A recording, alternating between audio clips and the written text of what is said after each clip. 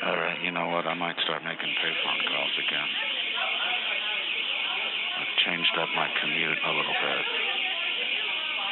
and a number of reasons behind that development. But I haven't really made a call like this since quarantine.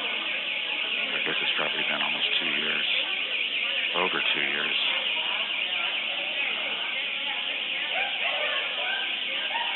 I started a job back in January. It's mid-June now, so it's been 5 months.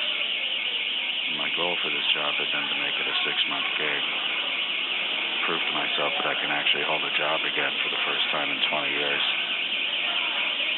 And it doesn't surprise me that I've been able to do that without any real problem. I'm a hard worker, I always was. For many of the last few years, I just didn't have anything to do, and there was nobody that wanted to give me a chance.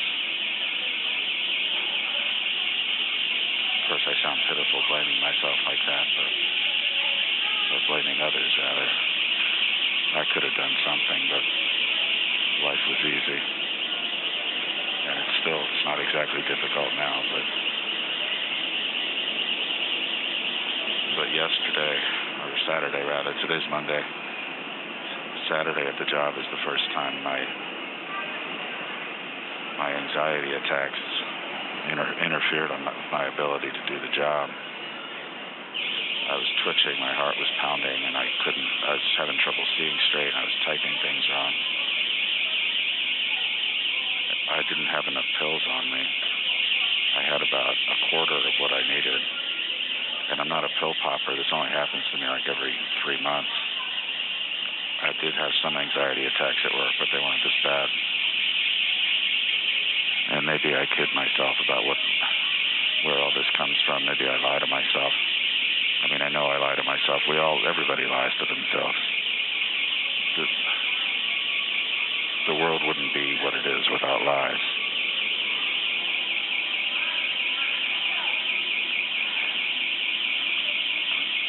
So what can I say about 5 months on a job? 5 months on a low-paying job where I'm actually losing money. I talk to a lot of people. I spend my day talking to New York. And I listen in on all its little agonies and all its triumphs and all its happiness and all its misery. Yesterday, I took a call recently from someone who worked at a place where a murder had just occurred the night before. She said the owner of the property refused to clean up the mess, and that is the property owner's responsibility, is to clean up after something like that. Although there are services you can call for that kind of thing. But it was a trigger moment for me. And I felt myself wincing and being silent for several seconds. Because it took me back to my father, and he shot himself through the head. What happened was my brother-in-law volunteered to clean up the mess. I didn't honestly realize that he had done that, because even at that time I knew there were services you could call for that kind of thing. But instead, next thing I knew, I was getting calls from him explaining that he had a lot of trouble getting the brain matter off the wall. And then he called later to warn me that there was a blood stain he couldn't get out of the carpet on the porch. And he called to warn me, just don't look at it. It's there, but just don't look at it. And he thought it would upset me, and I don't know what serenity he thought calling to tell me all this play-by-play of what he was doing was cleaning up the brain matter. I don't know what serenity he thought that was bringing me. But I was glad he told me about the blood stain, because the next time I was there at the property, he had told me it was under a potted plant. And I picked up that potted plant and looked at that blood stain.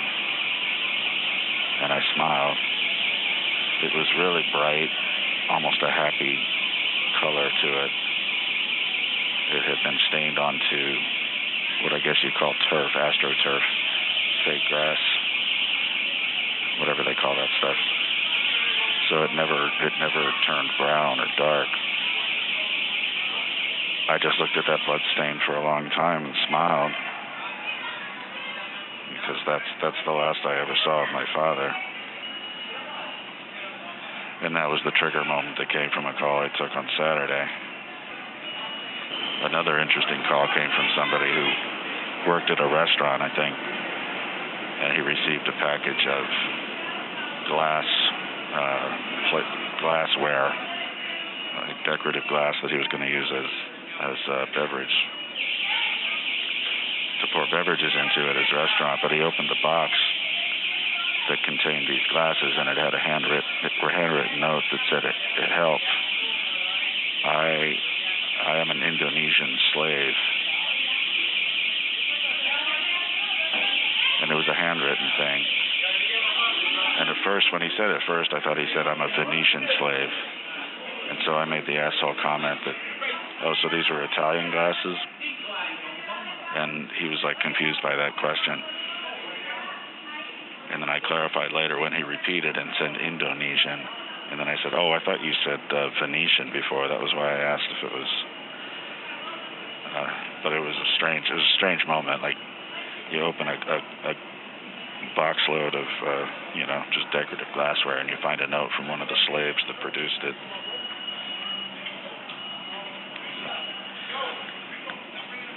But on balance, I mean, I don't know. I do what most people in this job don't do, or what they at least wouldn't admit to doing. I take the job home with me. I let the voices go to my head. And sometimes when I have enough information, I look these people up online, see what I can find out about them, just to see what heroes are out there. And then the ones with the crazy conspiracy theories that I can't even follow what the hell they're talking about, I try to find just some little trace of the rest of the story behind these people that I keep at an idle distance, or a discreet distance. This is all I'm going to say for today, because I don't know if this phone call is even going to work. I haven't used this phone in a long time. 14th Street, Union Square. Let's hope. I'm going to wait and see if this little addition to my commute home ends up being a lasting thing. And I'm going to leave the phone off the hook to see if I gather any interesting sounds, just like I used to do back in the day.